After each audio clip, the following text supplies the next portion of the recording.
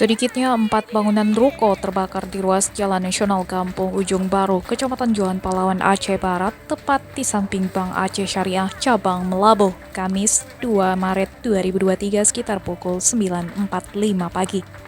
Petugas Pusdalub BPBD Aceh Barat, Asrajudin, menerangkan keempat bangunan adalah milik Burhanuddin yang merupakan pemilik warung mie.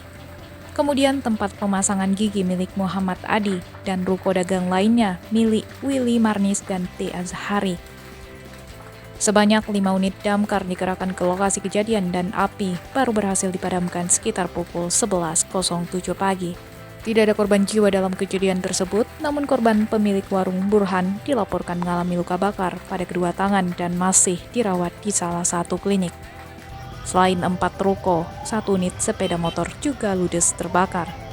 Sementara ini, kata Asrajudin, kerugian material dari keempat ruko yang terbakar diperkirakan mencapai 1 miliar rupiah. Kemudian penyebab kebakaran masih dalam penyelidikan pihak berwajib. Demikian, Uci Setiawan melaporkan.